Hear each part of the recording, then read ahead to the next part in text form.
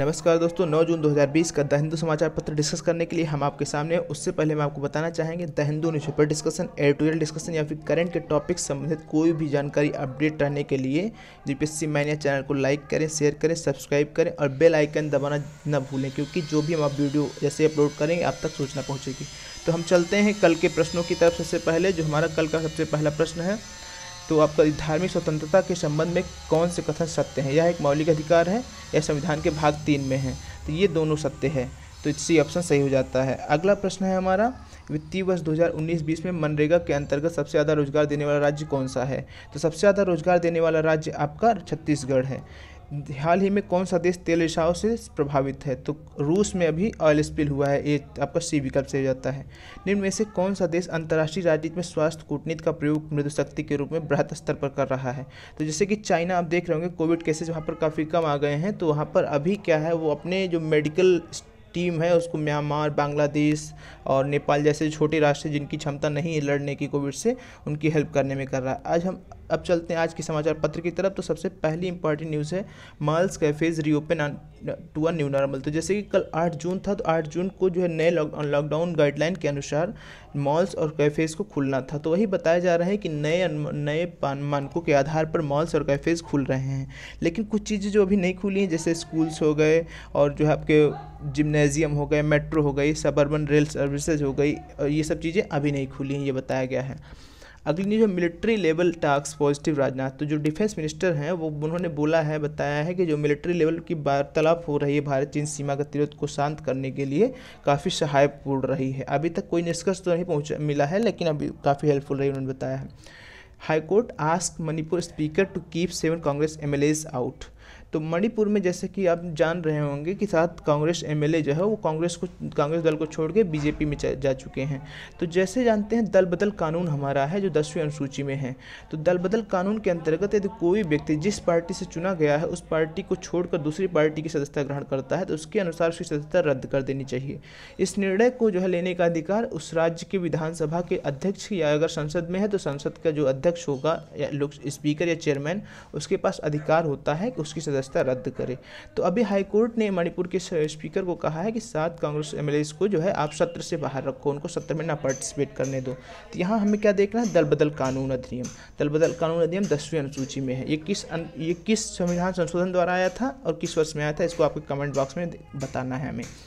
अगली महत्वपूर्ण न्यूज़ है, MSME revival package yet to take off. तो जैसे कि जान रहे हैं जो एमएसएमई के रिवाइवल करने के लिए पैकेज था, तो उसमें 20,000 करोड़ रुपए का इक्विटी सपोर्ट स्कीम था। जैसे जो भी एमएसएमईज ने लोन ले रखा था और अपना लोन वापस नहीं कर पा रही थी, यानी स्ट्रेस्ड एमएसएमईज थी, उनको रिवाइव करने के लिए, उनको पुनर्जीवित करने के लिए 20,000 करोड़ की स्कीम थी गवर्नमेंट की।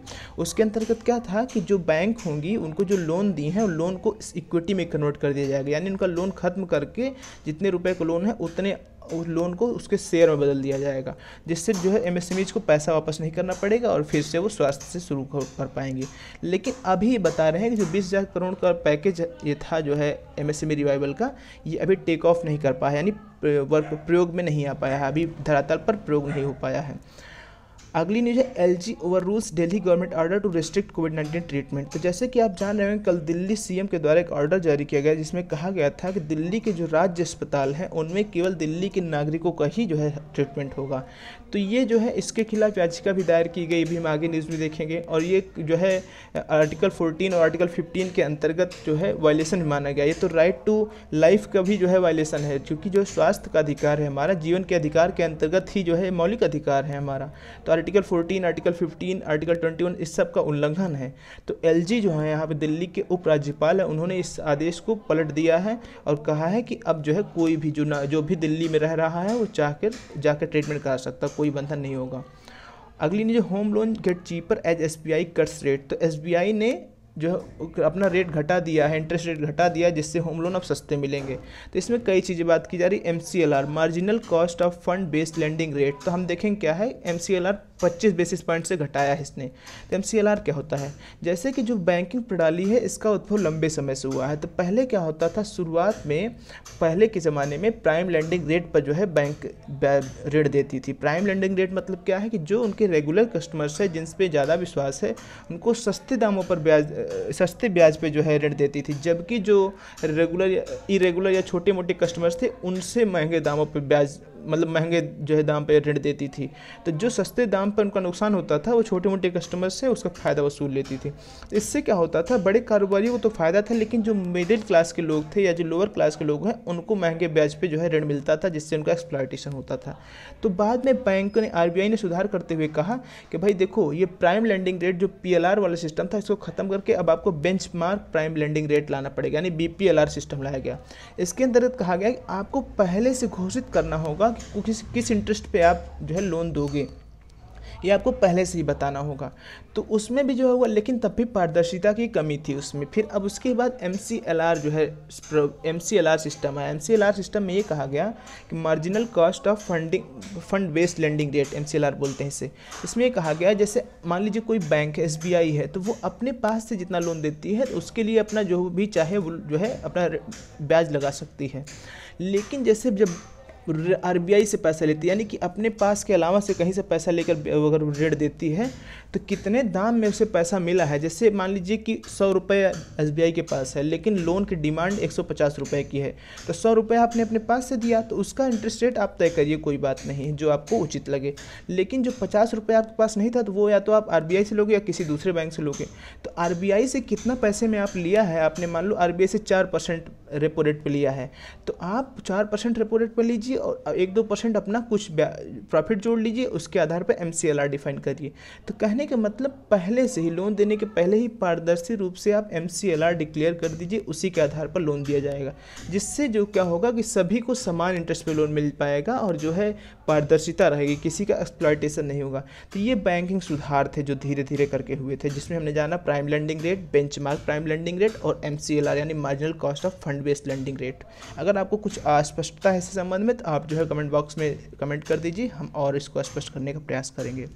अगली न्यूज़ है government order on hospital admission challenge in high court.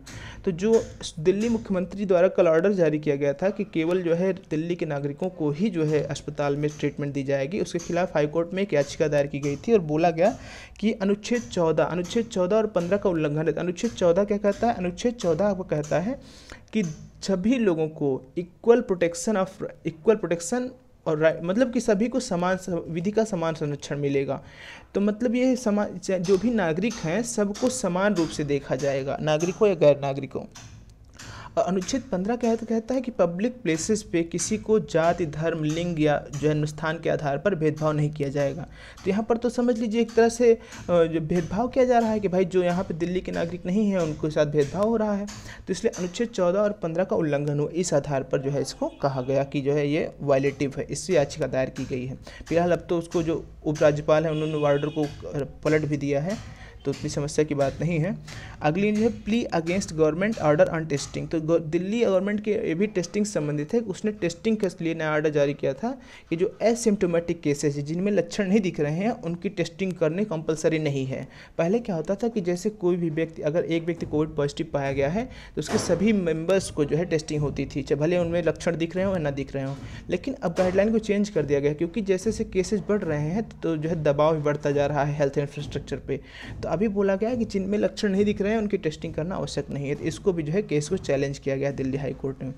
अगली न्यूज है girl who expose boys locker room receiving threats.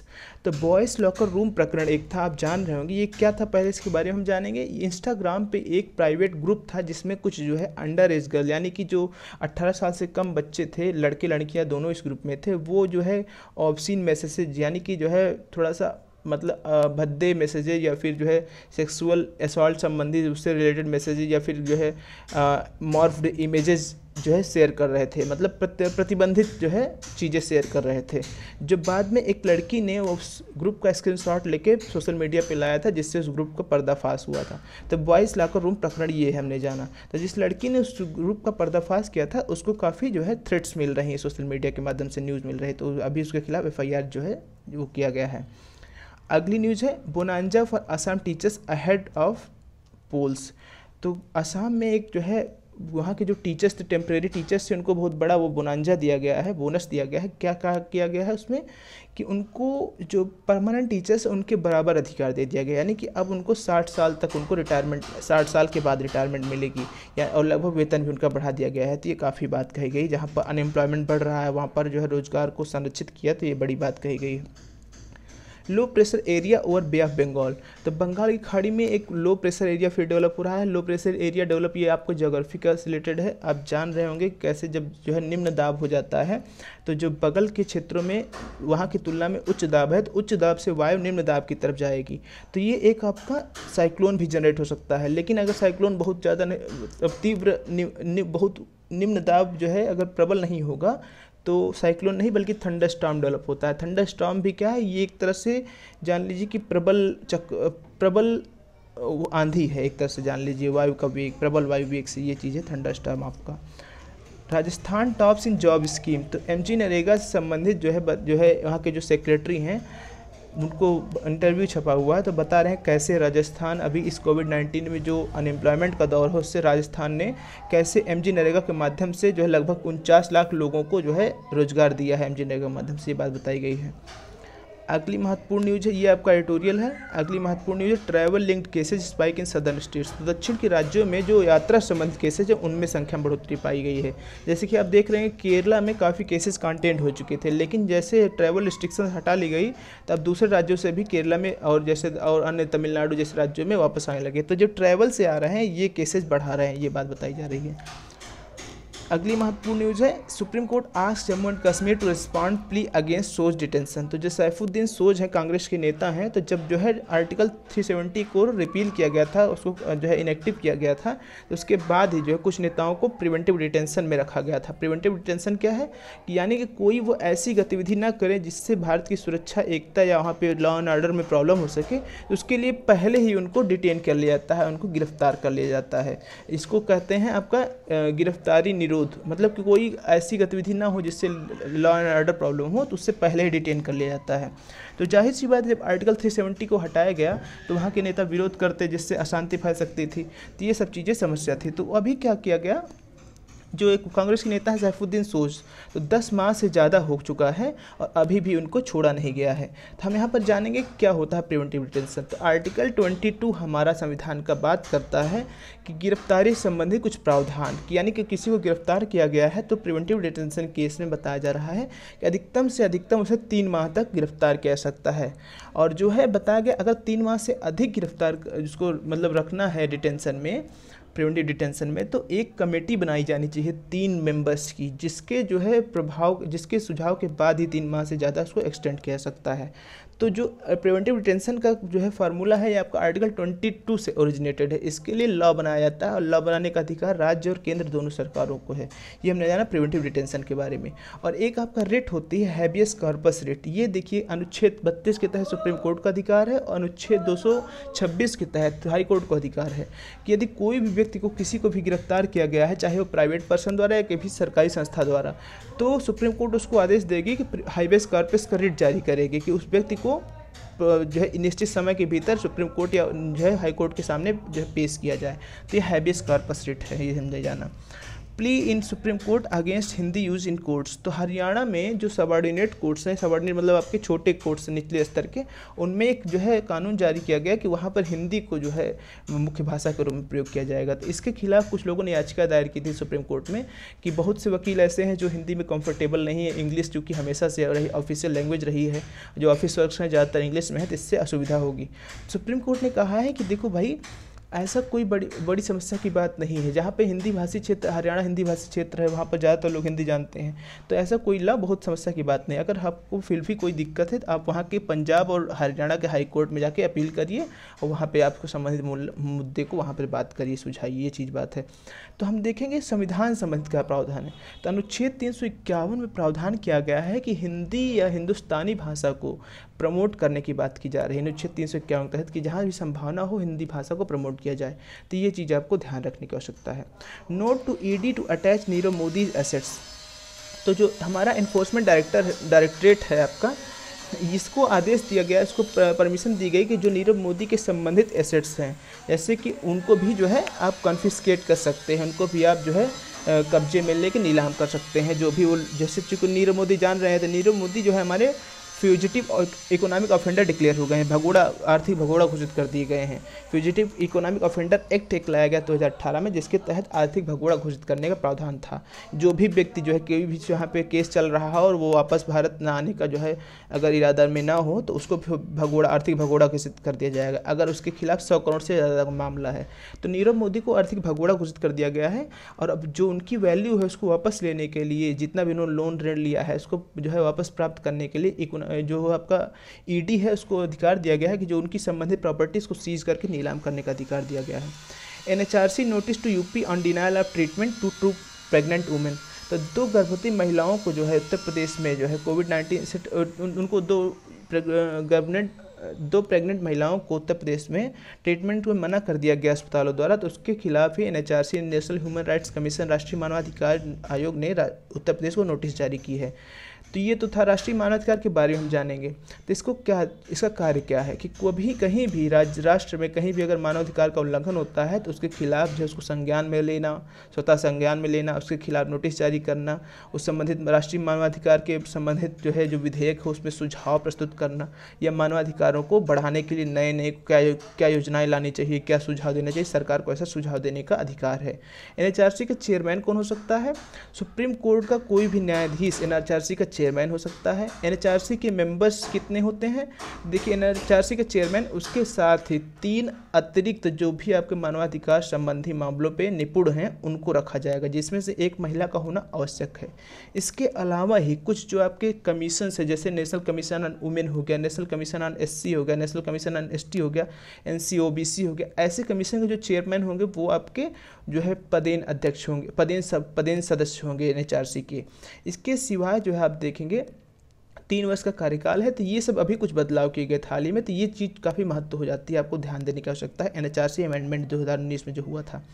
अगली न्यूज़ है final guidelines to reopen schools awaiting approval. तो अभी स्कूल्स नहीं खुले हैं तो उनके लिए क्या फाइनल गाइडलाइन होगी, उसको अभी जो है अप्रूव नहीं किया गया है, तो जो है गाइडलाइन जारी होगी एमएचआरडी के द्वारा। अगली न्यूज़ है आईएनएस शार्दुल इवैक्यूएट्स 233 फ्रॉम ईरान। तो जो आईएनएस शार्दुल है वो ईरान के बंदर अब्बास जो बंदरगाह से 233 लोगों को लेकर आएगा ऑपरेशन समुद्र शक्ति के द्वारा, समुद्र सेतु द्वारा। तो ऑपरेशन समुद्र सेतु क्या था, हमने बात की थी कि जो भी नौसेना का एक ऑपरेशन है कि जो भी भारतीय जो है दूसरे देशों में फंसे हुए हैं उनको वापस भारत में लाने के लिए, तभी जो है 3 जो है आईएनएस जो है 3 जहाज़ों का प्रयोग किया गया है, आईएनएस जलश्व, आईएनएस मगर और आईएनएस शार्दुल। तो अभी बंदर अब्बास बंदरगाह जो कि ईरान में स्थित है वहाँ से 233 भारतीयों को लाने का जो है प्रावधान किया गया आईएनएस शार्दुल।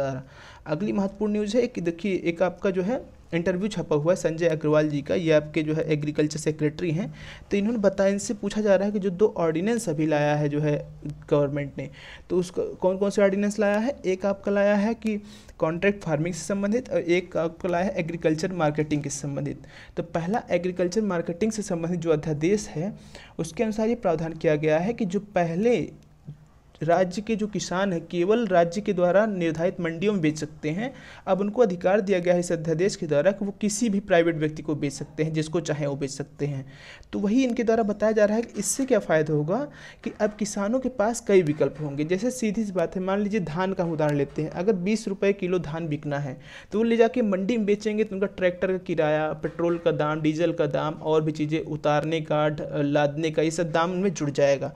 लेकिन अगर कोई जो किसी को भी बेच सकते हैं तो अपने गांव के पास से, अपने घर के पास से अगर कोई खरीदार उनको 20 रुपये किलो में ही मिल गया तो उनका क्या होगा, उनकी बचत हो जाएगी, वो सीधे राइस मिल में बेच सकते हैं। तो इससे क्या उनका ट्रैक्टर का किराया जो है हो गया, डीजल का दाम या लादने या उतारने का दाम, ये सब चीज़ें कम हो जाएगी, तो प्रॉफिट उनका बढ़ जाएगा। तो इससे बता रहे हैं कि फार्मर्स को ज़्यादा फायदा होगा। और दूसरा जो अध्यादेश लाया है कॉन्ट्रैक्ट फार्मिंग पे, इस अध्यादेश के अंतर्गत कॉन्ट्रैक्ट फार्मिंग को अलाउ किया गया है। ये क्या होता है, कॉन्ट्रैक्ट फार्मिंग मतलब अनुबंध खेती। इसका मतलब जैसे अगर कोई आलू का किसान है तो पहले ही चिप्स की कंपनी के साथ एक अनुबंध कर लेगा कि भाई देखो 20 रुपये किलो आलू हम आपको बेचेंगे, जो है जैसे ही उत्पादन होगा आपको इतना किलो आलू खरीदना है। तो इससे क्या है, किसान को जो है एक विश्वास हो जाता है कि हम जो भी उत्पादन करेंगे हमारा उत्पाद बिक जाएगा और निश्चित दाम में, हमारा कम दाम में नहीं बिकेगा। तो इससे किसान के भविष्य की इनकम की सिक्योरिटी रहती है, जिससे अपना भविष्य की प्लानिंग कर सकता है। तो ये 2 ऑर्डिनेंस थे जिनकी बात करते हुए बता रहे हैं कैसे किसान को फ़ायदेमंद होंगे ये। और यहाँ पे मिनिमम सपोर्ट प्राइस की भी बात करते हैं, न्यूनतम समर्थन मूल्य। तो ये बता रहे हैं कि न्यूनतम समर्थन मूल्य पहले के जैसा ही जो है अभी भी रहेगा, ये एक विश्वास के रूप में रहेगा। अगर कोई इनके फसल नहीं खरीदता है तो सरकार इतने तो दाम में कम से कम खरीदेगी ही। तो जो ये दोनों अध्यादेश हैं जो कहने मतलब किसी को भी, प्राइवेट व्यापारी को या किसी को भी बेच सकते हैं। और दूसरी बात जो है आपकी अनुबंध खेती, इसके साथ ही जब एमएसपी को जोड़ दिया जाए तो किसान काफ़ी बार्गेनिंग पोजीशन अच्छी हो जाएगी, उससे उसका लाभ भी बढ़ जाएगा। तो ये बात इन्होंने बताया है। अगली न्यूज है NGO move supreme court on protection of children. तो जो बचपन बचाओ आंदोलन है ये एक एनजीओ है, किसके द्वारा है, जो हमारे शांति नोबेल पुरस्कार विजेता है कैलाश सत्यार्थी, उनके द्वारा चलाई जा रही एक एनजीओ है बचपन बचाओ आंदोलन। तो ये सुप्रीम कोर्ट में इन्होंने जो है एक अपील दायर की, याचिका दायर की है कि जैसे लॉकडाउन जो है हुआ है उसके बाद देखिए अब वर्कर्स की कमी हो गई है। तो ये बता रहे हैं कि जैसे लॉकडाउन अब खुल रहा है अब चाइल्ड की ट्रैफिकिंग होगी, यानी कि वर्कर्स की डिमांड बढ़ेगी। तो जो है जो गरीब मजदूर हैं वो अपने बच्चों को कॉन्ट्रैक्ट पे या फिर बेचने पे मजबूर हो जाएंगे। अपने छोटे बच्चों को वो आर्थिक दबाव के चलते, आप जान रहेंगे जो गरीब किसान, पिछड़े मजदूर या फिर जो आदिवासी जन समुदाय में है वो अपने बच्चों को बेच देंगे क्योंकि वहाँ पे आर्थिक तंगी है और वर्कर काम उनको नहीं मिल रहा है। तो जिससे बता रहे हैं कि इससे कोई नया प्लान डिवाइस करने की ज़रूरत है ताकि उनको बचाया जा सके। तो सुप्रीम कोर्ट ने कहा है, बिल्कुल सही कह रहे हैं, उन्होंने सरकार को भी आदेश दिया है कि आप ऐसा कोई प्लान बनाइए और इस एनजीओ से भी सुझाव मांगा कि आपका अनुभव हमारे काम आ सकता है, आप भी अपना अनुभव साझा करिए। अगली जो gas leak not cause of 4 deaths. तो जैसे कि आप जानते हैं असम में गैस लीक हुआ है, तो उस गैस लीक से जो है और वहीं पे 4 दिब्रू साइकोवा नेशनल पार्क आपका कहाँ है, ये उत्तरी असम क्षेत्र में है दिब्रू साइकोवा नेशनल पार्क। तो एक चीज़ ये हमने जाना, तो वहाँ पर एक जो गैस का वो था गैस वेल था, वहाँ पर जो है वो हुआ है, लीक हुआ है, जिससे और 4 लोगों की मृत्यु हुई। तो बताया जा रहा है कि जो 4 लोगों की मृत्यु हुई है वो गैस लीक से संबंधित नहीं, ये चीज़ बताई जा रही है। अगली महत्वपूर्ण न्यूज़ है आपकी अंतर्राष्ट्रीय जगत से। इसमें बताया गया है कि न्यूजीलैंड इज़ फ्री ऑफ कोविड-19। तो न्यूजीलैंड देश ने अपने आप को कोविड-19 से मुक्त घोषित किया है, तो ये महत्वपूर्ण हो जाता है। एक न्यूज़ है lockdown averted 3 million deaths in Europe. तो लॉकडाउन की वजह से यूरोप में 3 मिलियन नहीं 30 लाख जो है मृत्यु को टाला जा सका। ये बताया गया लॉकडाउन का फ़ायदा क्या हुआ। Minneapolis council votes to dismantle police after protest. तो जैसे कि जानते हैं मिनियापोलिस में जॉर्ज फ्लॉयड नाम के एक जो है अफ्रीकी अमेरिकन की हत्या कर दी गई थी पुलिस द्वारा, उसके घुटने पे जो है दूसरे गर्दन पे जो है घुटना दबाकर। तो जिसके बाद प्रोटेस्ट हुआ, उसके बाद अब वहाँ की जो पुलिस है, उस काउंसिल है, उसने वोट किया है कि जो पुलिस स्ट्रक्चर उसको फिर से रिवाइव किया जाए और ऐसा किया जाए कि वो काफ़ी लोगों का सहयोगात्मक हो, लोगों का विरोधी ना हो। China to train 14 million migrant workers in 2 years. China जो है 2 वर्षों में 140 लाख लोग जो है प्रवासी मजदूर हैं उनको जो है ट्रेन करेगी, स्किल देगी उनको, क्योंकि अभी जान रहे हैं कि लॉकडाउन था तो सभी का रोज़गार छिन चुका है। तो जो वो अनस्किल्ड वर्कर्स हैं उनको अब स्किल देगी, जिससे उसके बाद वो अच्छी रोज़गार पा सके और अच्छा वेतन कमा सके। Intra Afghan task to begin soon Abdullah. तो जो अफ़गानिस्तान में देखिए जो गवर्नमेंट में इंस्टेबिलिटी थी, उसके बाद जो वहाँ के जो राष्ट्रपति हैं अशरफ गनी और वहाँ के जो अपोजिशन के लीडर थे अब्दुल्ला उनके बीच में पैक्ट हुआ, जिसके बाद जो है अब्दुल्ला को जो तालिबान से शांति वार्ता के लिए टीम बनाई गई उसका हेड बनाया गया। तो उन्होंने भी कहा है कि जो इंट्रा अफगान टास्क यानी कि अफगानिस्तान सरकार और तालिबान के बीच में वार्ता जल्द ही शुरू होगी। तो ट्रैक टू डायलॉग पे बात होगी। ट्रैक टू डायलॉग क्या होता है, देखिए ट्रैक 1 डायलॉग होता है जब गवर्नमेंट का दूसरी गवर्नमेंट से बात होता है, लेकिन ट्रैक टू डायलॉग क्या है, जब नॉन गवर्नमेंटल बातें होती हैं यानी गवर्नमेंट का इंटरेक्शन ना हो। जैसे इसमें देखिए अफगानिस्तान सरकार की तरफ से एक टीम बनाई गई, अब्दुल्ला द्वारा नेतृत्व किया जाएगा, और जबकि दूसरी तरफ तालिबान है। तालिबान कोई सरकार तो है नहीं, इसको ट्रैक टू डायलॉग कहते हैं। तो इस प्रकार ये जाना हमने। Iran scientist return after prisoner swap. तो ईरान और अमेरिका में जो है जो भी बंदी थे उनका स्वैपिंग हुई है। तो यानी कि ईरान ने कुछ जो है कैदियों को अमेरिका को वापस किया, उसके बदले में अमेरिका ने कुछ ईरानी कैदियों को वापस किया है। Notre dam workers start removing scaffolding. तो नोट्रे डैम एक जो है आपका चर्च है फ्रांस में, तो ये यूनेस्को वर्ल्ड हेरिटेज साइट है और ये विश्व का सबसे ज़्यादा विजिटेड प्लेस है, सबसे ज़्यादा दर्शक यहीं पर आते हैं, जो भी आपके टूरिस्ट आते हैं, सबसे ज़्यादा यहाँ पर आते हैं। यहाँ पर 2019 के 15 अप्रैल तारीख को आग लगी थी, जिससे इसका स्ट्रक्चर पूरा डिस्ट्रॉय हो गया था। अभी इसका रिवाइवल चल रहा है। तो ये जो वहाँ इमैनुअल मैक्रोन है, उन्होंने बताया है कि 2024 तक हम इसको रिवाइव कर देंगे। तो ये भी बात चल रही है। तो नोटर डेम फ्रांस में है, सबसे ज़्यादा जो है ट्रैवलर्स को अट्रैक्ट करने वाला लोकेशन है। सबसे ज़्यादा विश्व में यहाँ पे यात्रियों द्वारा दर्शक यहाँ पर आते हैं। ये हमने चीज़ जाना। यहाँ पर अप्रैल में आग लग गई थी। अब आर्थिक जगत से देखेंगे तो वर्ल्ड बैंक ने घोषणा की है कि जो भारत की अर्थव्यवस्था है वो 3.2% से सिकुड़ जाएगी, यानी कि 2020-21 में जो है उसके -3.2% ग्रोथ रेट रहेगी। ये बात बताई गई है। अगली न्यूज़ है GST returns via SMS for nil tax liability business.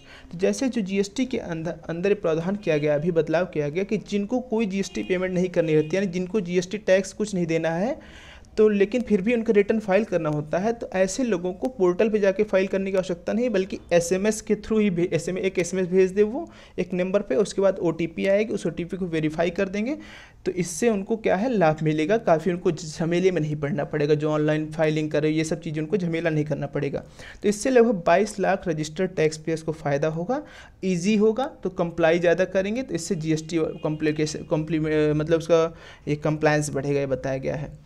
पाक copper shipment to China rose at India's cost. तो जो अनिल अग्रवाल हैं स्टेरलाइट वेदांता लिमिटेड के वो हैं, हेड हैं, तो बता रहे हैं कि पाकिस्तान से जो कॉपर का व्यापार है चाइना को काफ़ी बढ़ा है। पहले जो है इंडिया बेचता था कॉपर जो है चाइना को, लेकिन अब इंडिया का जो एक लीडिंग कंपनी है वेदांता लिमिटेड, उसका जो एक फर्म थी यहाँ पे जो है स्टेरलाइट कॉपर तमिलनाडु में, उसको जो है पर्यावरण संबंधी मानकों के उल्लंघन के आधार पर उसको बंद कर दिया गया था, जिससे अब भारत का निर्यात घट गया है और टोटल नेट इंपोर्टिंग कंट्री हो गई है। और इसका फ़ायदा उठाते हुए पाकिस्तान ने चाइना को एक्सपोर्ट करना बढ़ा दिया है, जिससे भारत को नुकसान हुआ, ये बात बताई जा रही है। तो ये कॉपर संबंधी क्षेत्र में है, तो कह रहे हैं कि स्टेरलाइट कॉपर को खोलने का फिर से अवसर दिया जाए। अगली न्यूज़ है RBI moves comprehensive norms for sale of loans.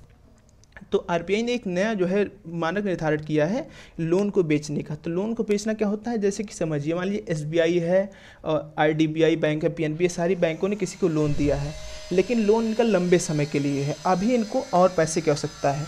तो एक प्रावधान किया जा रहा है कि अपने लोन को ही बेच सकते हैं। मतलब जैसे आप किसी व्यक्ति को, जैसे कोई जो व्यक्ति इच्छुक है, उससे आप कहेंगे देखो भैया मैंने 10 लाख का लोन दिया है और हमको 5% ब्याज पे इतना इतना रुपए मिलेगा, आप हमें 4% इसका फ़ायदा दे दो, 1% आप ले लेना और उसको हमको आपको पैसा दे दो। तो लोन मतलब सीधी बात दिया एसबीआई ने है, लेकिन एसबीआई को पैसे कर सकता है तो उस लोन की रसीद को किसी दूसरे व्यक्ति को बेच देना, इसको सिक्योरिटाइजेशन कहते हैं। तो अभी क्या होगा, यानी कि लोन का ट्रांजेक्शन हो सके, व्यापार हो सके, इसके लिए द्वितीयक मार्केट, सेकेंडरी मार्केट डेवलप करने की बात की जा रही है।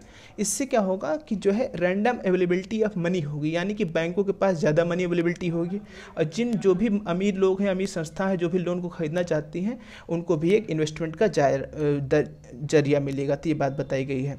अगली न्यूज़ है एक एफोर्डेबल शू सोल सैनिटाइजर डेवलप। तो जो बेरहामपुर आईआईटी है, उड़ीसा की आईआईटी संस्था है, उसने एक जो है सैनिटाइजर डिवाइस किया है, जो आप चित्र में देख रहे होंगे कि इसमें जूते पहन के आप जैसे एंट्री करेंगे तो अल्ट्रावायलेट सी टाइप की अल्ट्रावायलेट रे निकलेंगी, जिससे सोल को जो है उस जूते को पूरा सैनिटाइज कर देंगे, सारे कीटाणुओं को मार देंगी।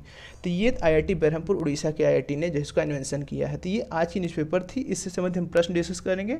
प्रश्न हमारे कुछ इस प्रकार हैं। हाल ही में दिल्ली सरकार द्वारा नोटिस में कहा गया कि दिल्ली सरकार अस्पतालों में केवल राज्य के निवासियों का उपचार होगा, ये किस अनुच्छेद का उल्लंघन है? अनुच्छेद 21, अनुच्छेद 14, अनुच्छेद 15, उपयुक्त सभी। निवारक निरोध किस अनुच्छेद में वर्णित है? 16, 20, 21 या 22। बंदर अब्बास बंदरगाह किस देश में स्थित है? Iran, Malaysia, Pakistan, Oman. Nobel विजेता कैलाश सत्यार्थी किस एनजीओ से संबंधित हैं? चाइल्ड केयर, सब पढ़े सब बढ़े, बचपन बचाओ आंदोलन, बाल शिक्षा। हाल ही में किस देश ने स्वयं को कोविड-19 मुक्त घोषित किया है? चीन, न्यूजीलैंड, ऑस्ट्रेलिया, फ्रांस। इनका जवाब आपको कमेंट बॉक्स में देना है। तो ये थी आज की हमारी न्यूज़ पेपर डिस्कशन। बहुत बहुत धन्यवाद। Thank you.